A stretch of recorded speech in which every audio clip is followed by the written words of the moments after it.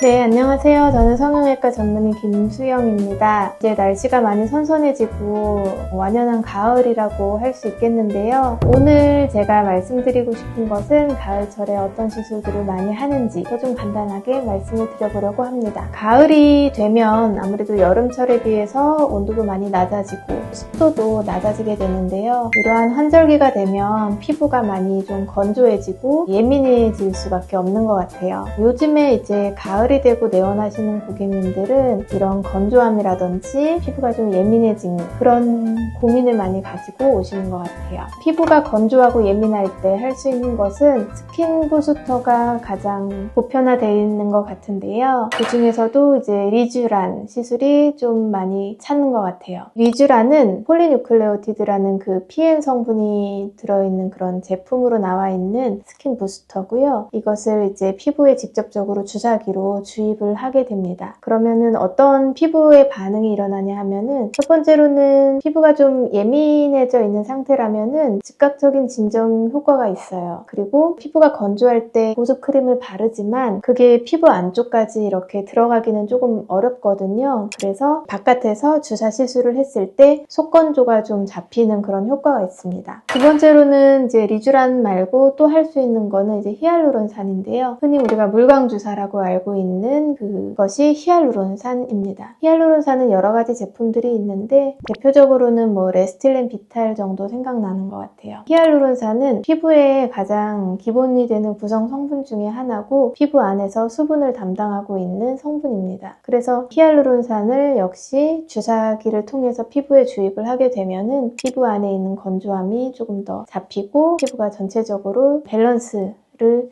유지하게 되는 그런 효과가 있는 것 같아요. 최근에 나온 제품으로 리바이브라는 제품이 있는데요. 이것은 히알루론산하고 글리세롤하고 이렇게 같이 섞여서 나온 제품이에요. 이것은 이제 가교 히알루론산, 그러니까 이제 크로스링크 되어 있는 히알루론산으로 되어 있어서 리쥬란이나 뭐 다른 것들에 비해서 좀 깊이 이렇게 주입을 하게 되고 피부에 필요한 성분들이 있기 때문에 마찬가지로 보습 효과가 굉장히 뛰어납니다. 그래서 이렇게 환절기의 건조함이나 예민함을 잡는 스킨 부스터로는 크게 이렇게 리쥬란, 물광주사, 즉 히알루론산 이 정도가 있을 수가 있어요. 아무래도 이제 여름이 지나고 날씨가 선선해지면 10월, 11월 되면은 여러 행사들이 있습니다. 저희 같은 경우에도 이제 각종 학회들, 세미나들이 10월, 11월에 굉장히 많이 있고요. 동창회라든지 모임들이 아무래도 이때쯤 많이 있는 것 같아요. 그래서 이런 모임을 나가기 전에 여름이 지나서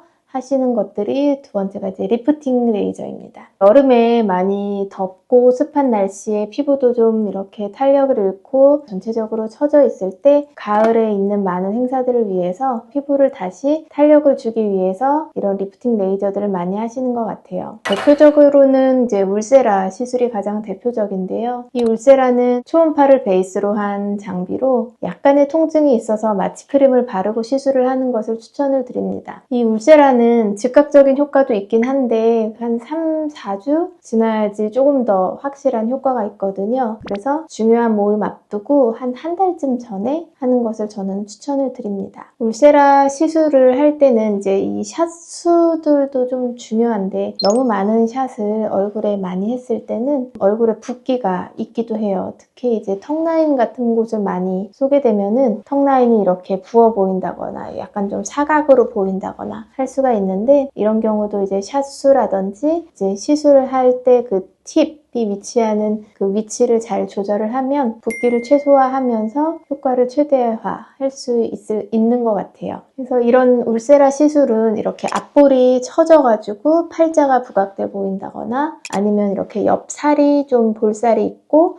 여기 심부볼이 이렇게 처져 있는 분들, 그런 분들한테는 이 울세라 시술이 적합한 것 같습니다. 또 이제 피부 타입에 따라서 써마지나 뭐 덴서티 같은 고주파 레이저 장비가 더 적합한 경우가 있는데 보통은 좀 피부가 전체적으로 얇고 피부 자체에 많이 탄력이 없어서 힘이 없는 그런 피부를 가지신 경우에, 그리고 지방량이 많이 없으신 경우에는 울세라 같은 그런 하이프 장비보다는 이런 써마지나 덴서티 같은 같은 고주파 장비를 사용하는 것이 조금 더 적합합니다. 고주파는 모노폴라, 바이폴라 이렇게 되어 있는데 써마지는 팁이 모든 샷이 다 모노폴라 팁으로 되어 있고요. 덴서티 같은 경우에는 클래식 팁은 모노폴라 만으로 되어 있고 그 다음에 이제 개발돼서 나온 하이팁의 경우에는 모노폴라와 바이폴라가 약간 섞여 있습니다.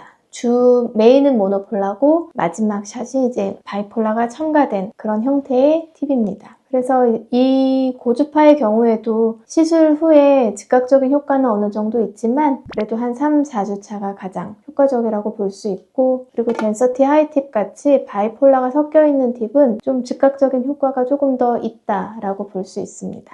이런 고주파 장비는 울세라 같은 하이프에 비해서는 조금 그래도 붓기가 덜하고 다운타임이 좀 덜하다고 볼 수 있을 것 같아요.